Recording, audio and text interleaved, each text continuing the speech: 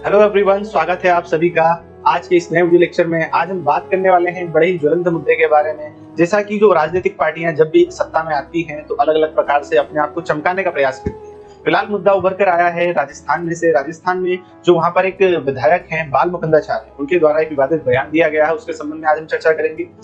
राजस्थान के स्कूल कॉलेजों में हिजाब होगा बैन, क्या है कर्नाटक के बाद अब राजस्थान में उठे विवाद का पूरा मामला। जैसा कि आपको फिलहाल याद ही होगा, लगभग 1 से 1.5 साल पहले की कहानी है कि जो कर्नाटक में भी इस संबंध में क्या हुए थे, विवाद हुए थे कि वहां की जो स्कूल और कॉलेज की बालिका हैं उन्हें हिजाब पहनने से क्या कर दिया गया था, मना कर दिया गया था।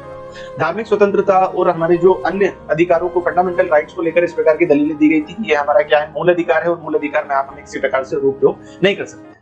तो वो मुद्दा जब उठा था उसकी क्या स्थिति है, साथ ही साथ अभी क्या मुद्दा है, इसमें वास्तविक सरकार का क्या रुख है, विपक्ष इसके बारे में क्या कर रहा है, ये सभी बातों का आज हम जानेंगे लाइन बाय लाइन। स्कूल कॉलेजों में हिजाब बैन करने की हो रही है तैयारी, राजस्थान सरकार का प्रमुख यहाँ पर क्या है काम होने वाला है। कर्नाटक में हिजाब बैन है, उसकी भी कहानी को हम अच्छी तरीके से समझेंगे। आज न्यूज की हेडलाइन देख लेते हैं क्या है। Ban on hijab, girl student wearing heads cover deny entry to Karnataka college classroom. ये कब की है? ये 31 दिसंबर 2021 की कहानी है। फिर मामला चला था, फिर इनकी सत्ता आने के बाद कांग्रेस की वहां पर चुनाव हुए और चुनाव होने के बाद कांग्रेस की जब पार्टी की सत्ता आई तो उन्होंने क्या कर दिया, इस हिजाब बैन को क्या कर दिया, हटा दिया। No more hijab ban in Karnataka announce chief minister Siddaramaiah. इन्होंने बोला कि खाने पीने और पहनने ओढ़ने की जो स्वतंत्रता है उसके लिए हम किसी प्रकार से कोई यहाँ पर दखलंदाजी नहीं करेंगे। हर धर्म अपने पहनने ओढ़ने खाने पीने के लिए क्या है, स्वतंत्र है। तो इनकी तरफ से यह बयान दिया है। जैसा कि हम सभी जानते हैं, पार्टियों का तो काम है भैया, यहाँ पे अभी बीजेपी है, वहां पे तुम क्या हो, जीत के आए हो, तो जीतने के लिए तुमको तुष्टीकरण की राजनीति तो हमेशा से अपनानी पड़ेगी। तो साउथ में हम देखते भी कि भैया भाषा के आधार पर, धर्म के आधार पर क्या करते हैं, वहां पर भेदभाव बहुत ज्यादा डिस्क्रिमिनेशन देखने को मिलता है। आगे बढ़ेंगे तो कहानी अभी कहाँ की है, राजस्थान की हमारे सामने कहानी आ रही है।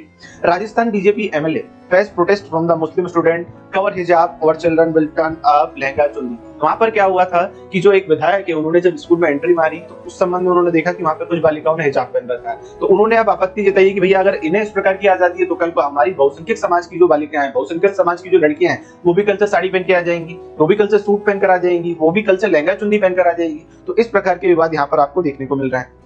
आगे देखेंगे, थोड़ा सा हम जान लेते हैं। जो मुस्लिम महिलाएं होती है वो लगभग 3 प्रकार के वस्त्रों को क्या करती हैं, धारण करती हैं। सबसे पहला होता है बुर्का। बुर्के में उनका पूरा फेस कवर कर दिया जाता है, सिर्फ जालीदार यहाँ पे कुछ कपड़ा होता है जिससे वो आर पार देख पाते हैं। दूसरा होता है निकाब। निकाब के अंदर आंखों के फेस को थोड़ा सा खोल दिया जाता है। तीसरा होता है हिजाब, जिसके अंदर मुंह पूरा खुला रहता है, बस एक स्टॉल टाइप का कपड़ा यहाँ पर डाला जाता है। और आखिरी यहाँ पर क्या है, चदोर। चदोर में क्या है, मुंह खुला रहता है पर वो कपड़ा उसके अंदर कनेक्टेड रहता है। तो 4 प्रकार के मतलब जो कपड़े हैं मुस्लिम महिलाओं द्वारा धारण करे जाते हैं पारंपरिक रूप से।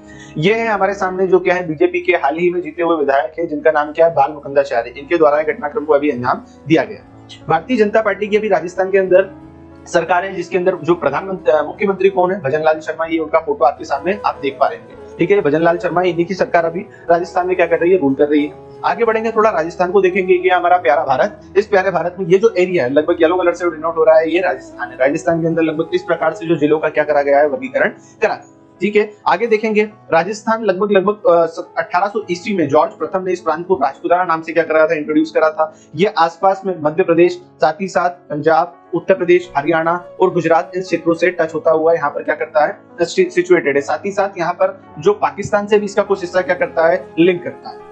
आगे बढ़ेंगे तो इसके अंदर हम इसकी डेमोग्राफी को देख लेते हैं। रिलीजियंस का जो स्टेटस है वो किस प्रकार से, तो लगभग यहाँ पर सर्वप्रथम 88% के आसपास यहाँ पर हिंदू रहते हैं, 9% के आसपास यहाँ पर मुसलमान, और सेकेंड लार्जेस्ट मानने वाला वहां पर धर्म है। तीसरा सिखिज्म, जैनिज्म और फिर क्रिश्चियनिटी, और साथ में जो अन्य जो सामी धर्म होते हैं उनकी परंपरा यहाँ पर देखने को मिलती है।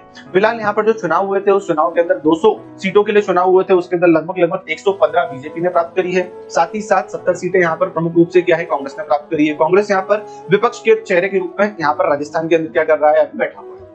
आगे बढ़ेंगे तो अभी कहानी कहां से होगी, तो 26 जनवरी को भैया यहाँ पर एक शासकीय स्कूल में, सरकारी स्कूल में क्या हुआ था, झंडा वंदन का जो कार्यक्रम होते हैं, पारंपरिक कार्यक्रम होते हैं, उस कार्यक्रम में ये शरीक हुए थे। कौन? बाल मुकुंदाचार्य। और बाल मुकुंदाचार्य ने जब वहां पर कुछ बालिकाओं को देखा कि वो क्या पहनी है, हिजाब पहनकर बैठी है, तो उन्होंने स्कूल प्रशासन से प्रश्न करे कि भैया बताइए, आपके यहाँ ड्रेस नहीं है क्या, आपके यहाँ कोई ड्रेस कोड नहीं है क्या, कि अगर बच्चे नॉर्मल कपड़े पहनकर आते हैं या इस प्रकार की स्कूल की जो ड्रेस होती है वो नहीं है। जैसे हम सभी जानते हैं लगभग हर सरकारी स्कूलों में क्या होती है, सरकार ड्रेस देती है, ड्रेस के पैसे देती है, ड्रेस बनवा के देती है, बालिकाओं को उसको धारण करना रहता है। तो इन्होंने स्कूल प्रशासन से प्रश्न करा कि आपके यहाँ ड्रेस अवेलेबल है कि नहीं, तो उन्होंने बोला भैया हमारे यहाँ तो ड्रेस बिल्कुल है, हर बच्चा पहनता है, पर ये अपने धार्मिक अधिकारों के तहत यहाँ पर ड्रेस पहनने से क्या कर रहे हैं, मना कर रहे हैं। तो इन्होंने बोला भैया कल को ये मना कर रहे हैं तो हमारी बालिका भी कल से क्या लहंगा चुन्नी पहन के आ जाएगी, वो भी क्या करके आएगी, भगवा वस्त्र धारण करके आएगी। तो इस कारण इनका क्या है, बयान यहाँ पर देखने को मिल रहा है।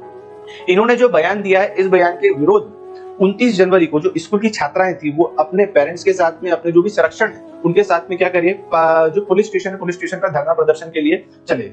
जो 19 जनवरी की सुबह बड़ी संख्या में सरकारी स्कूल की जो छात्राएं सुभाष चौक थाने को घेर कर, थाने को जमकर नारेबाजी करी और सड़क को क्या कर दिया, चक्का जाम कर दिया। छात्राओं का आरोप है कि बाल मुकुंदाचार्य ने उनके स्कूल आए थे और इस दौरान उन्होंने हिजाब को लेकर क्या करा, यहाँ पर बहुत कटाक्ष करे उनके ऊपर। घटना की जानकारी मिलने पर एसपी सुभाष चौक मौके पर पहुंचे और बात की।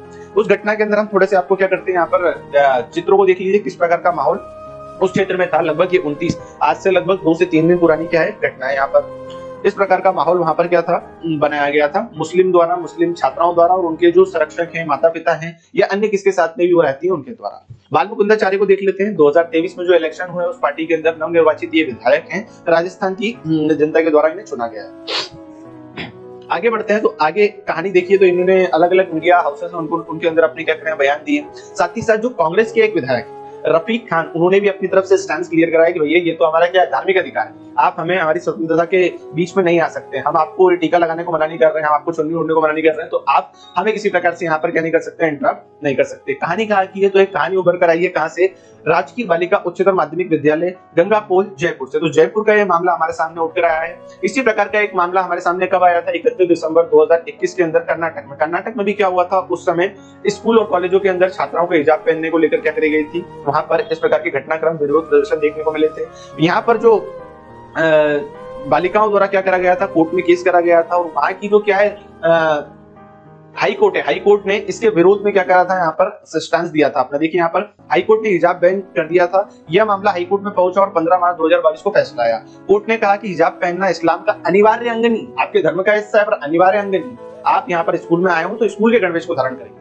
हाई कोर्ट के चीफ जस्टिस ऋतुराज अवस्थी ने सरकार के इस आदेश को भी सही ठहराया और स्कूल कॉलेजों में यूनिफॉर्म को पूरी तरीके से ठीक ठहराया। बाद में जो याचिकाकर्ता थे उन्होंने इसके खिलाफ कहां चले गए, सुप्रीम कोर्ट चले गए और सुप्रीम कोर्ट ने क्या कर दिया, ये 2 मतों में बढ़ गए। हाई कोर्ट के फैसले को मनाल और निभा नाथ ने सुप्रीम कोर्ट में चुनौती दी। उसके अलावा फातिमा सिफत समेत कई छात्राओं ने इसमें याचिका दायर की और फिर यहाँ पर जो 2 प्रमुख जज थे, जस्टिस हेमंत गुप्ता और सुधांशु धूलिया की बेंच ने सुनवाई करी और ये दोनों ही जज अपने में क्या हो गए, बढ़ गए। एक इसको इस्लाम का हिस्सा मानते हुए यहाँ पर क्या कर रहे थे, अलाउ कर रहे थे और एक इसे इस्लाम का अनिवार्य हिस्सा ना मानते हुए इसे क्या कर रहे थे, डिनाई कर रहे थे। बाद में ये जो यहाँ पर स्टैंड दिया गया, 3 मूल अधिकारों को लेकर यहाँ पर चर्चा करी गई। सबसे पहला आर्टिकल 19 यहाँ पर क्या करा गया, बताया कि भैया हमें हर प्रकार की स्वतंत्रता, भाषण की, एकत्र होने की, स्वतंत्र रूप से होने की, निवास करने की, व्यवसाय की सारी स्वतंत्रता है। तो हमारी स्वतंत्रता है कि हम क्या पहनेंगे ओढ़ेंगे। साथ ही साथ अनुच्छेद 21 भारतीय संविधान का व्यक्तिगत स्वतंत्रता, हमारी इच्छा के अनुसार हम क्या करेंगे, काम करेंगे। साथ ही साथ आर्टिकल 25 अंतःकरण में धर्म की आबाद रूप से मानना, हमारे धर्म को मानेंगे, धर्म के जो